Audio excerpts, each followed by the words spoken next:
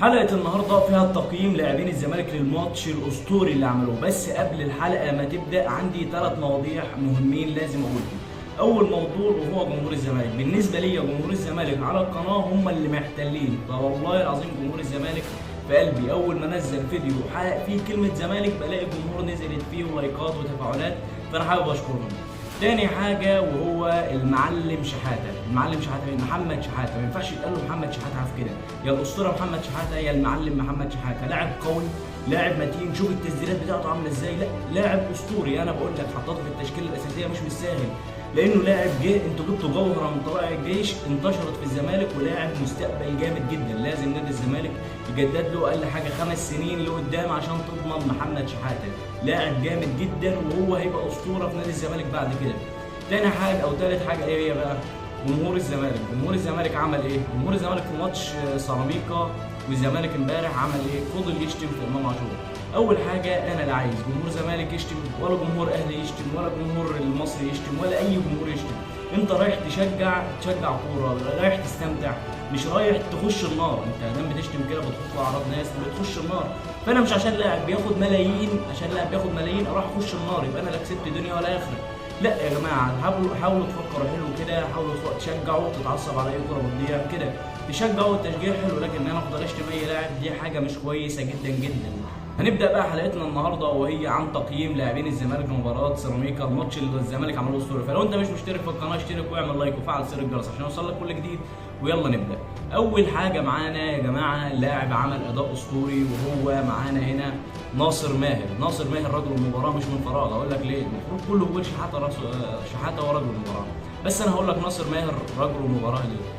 ناصر ماهر لعب وينج، لعب راس حربه، لعب مهاجم، لعب مهاجم وهمي، شوف لعب في 4 مراكز في ماتش واحد.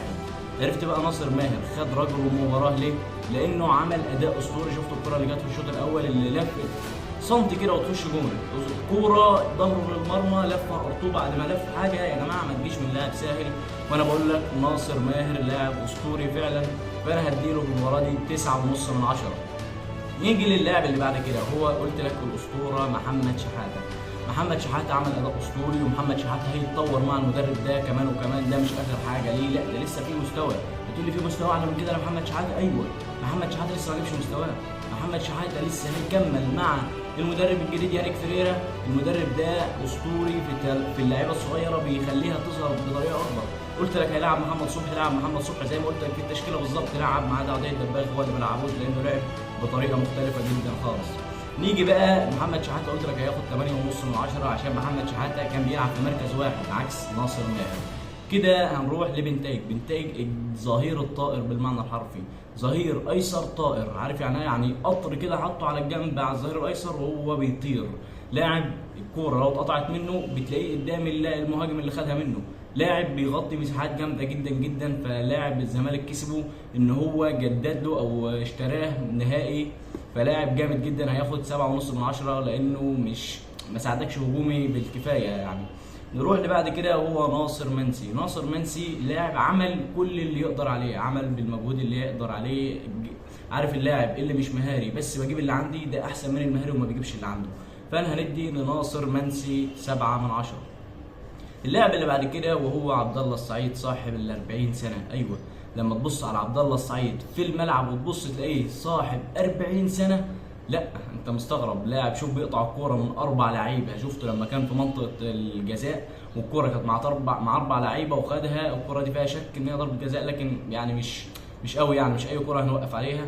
فهي شوف لاعب زي عبد الله السعيد، لاعب عنده 40 سنه، المفروض اصلا ما يكملش الماتش الاخر، وده الصح اللي المدرب عمله. فهو لاعب ضيف للزمالك كتير جدا جدا، بس الزمالك غلط ان هو جدد له 2 سنين، كان لازم سنه واحده، وهو ده اخر عبد الله السعيد، لان في السنه الثانيه مش هيديك زي ما انت عايز. هنروح لبعد كده، قلنا عبد الله السعيد هياخد 7.5 من 10. دونجا لو بصيت على محمد شحاته وبصيت على دونجا، انا قلت لك الفرق واضح. دونجا لاعب عقله في الكوره عكس، قصدي محمد شحاته لاعب عقله في الكوره عكس دونجا يا ريت يبدا يستعيد مستواه، لاعب جامد جدا. انت متخيل ان دونجا اعلى لاعب قيمه سوقيه في نادي الزمالك؟ شوف بقى دونجا لو رجع لمستواه هيبقى لاعب وحش في نادي الزمالك. فدونجا هياخد 7 من 10. نروح لبعد كده هو شيكو بنزا تحس انه عايز يعمل حاجه بس في حاجه غلط موقفه اللاعب عنده كتير عايز يضيفه بس مش عارف يضيفه، في حاجه غلط. اللاعب مهاري وبيعرف يعدي، بس في حاجه غلط عنده مش عارف هي ايه. ممكن يكون لسه ما خدش على الفريق. مع الوقت تلاقي شيكو بنزا رجع لمستواه اللي انت شفته في الفيديوهات بتاعته، لاعب جامد جدا، فهنديله 6 من 10. نروح بعد كده لعمر جابر. عمر جابر لاعب شخصيه القائد، لاعب جامد، واول ما رجع لمركزه بيبدا يستعيد مستواه اللي هو باك رايت. فعمر جابر هنديله 7 من 10. نروح لحسام عبد المجيد. حسام عبد المجيد في المباراه دي عمل اخطاء كتيره جدا جدا جدا. ازاي؟ اقول لك ازاي. حسام عبد المجيد في المباراه دي عمل باصات كانت ممكن تسبب في خساره نادي الزمالك.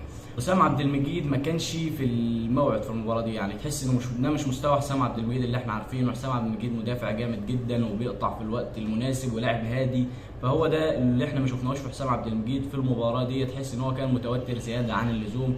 فحسام عبد المجيد هنديه 6.5 من 10. نيجي بعد كده الونش اعتبر هو عمل اللي يقدر عليه للاعب راجع من 2 صليبي. خلينا متفقين ان لسه الونش ما جابش مستواه. الونش لما يجيب مستواه هيبقى من احسن مدافعين في الدوري المصري، لان كلنا عارفين الونش اول ما بيرجع ما بيهموش. الونش مدافع جامد جدا جدا، فلسه لما يرجع لمستواه، فطبعا هيدي الونش 7 من 10. نروح للحارس محمد صبحي. محمد صبحي زي ما قلت لك هو اللي هيلعب اساسي. محمد صبحي ما جالوش اختبارات حقيقيه في المباراه. نادي الزمالك كان بيلعب جيم دفاعي، ايوه مدرب الزمالك كان بيلعب على الهجمه المرتده السريعه. ازاي؟ لما الكره تقطع من نادي الزمالك عند المدافعين تلاقي الكره في ثانيه هجمه مرتده لمين؟ عند نادي سيراميكا. هو ده اللي كان بيلعب عليه ونجح في التغييرات اللي عملها ونجح في المباراه جامده جدا يانيك فريرا.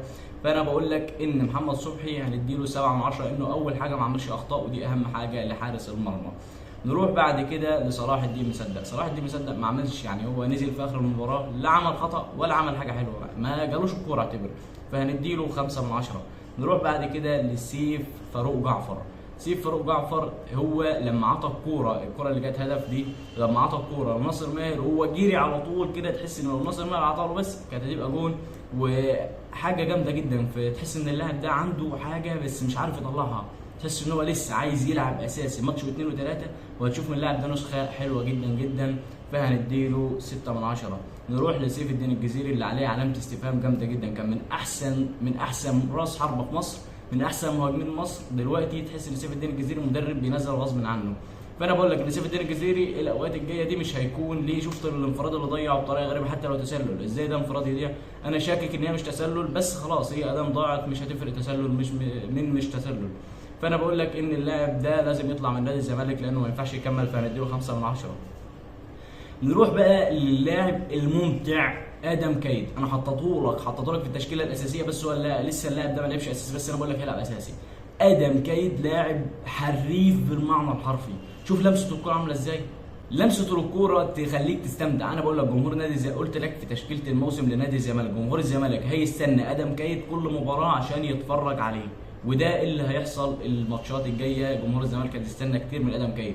ادم كايد لعب مش كتير بس عمل اداء كبير. هنديله 7.5 من 10 لانه عدى من 1 و2 وعطى الكوره لناصر ماهر بطريقه جامده جدا، فهنديله 7.5 من 10. هنروح لمين؟ لعبد الحميد معالي. لاعب زي عبد الحميد معالي ما لحقناش نقيم مستواه في المباراه دي. ازاي؟ لانه لسه ما جابش ما انسجمش في المباراه.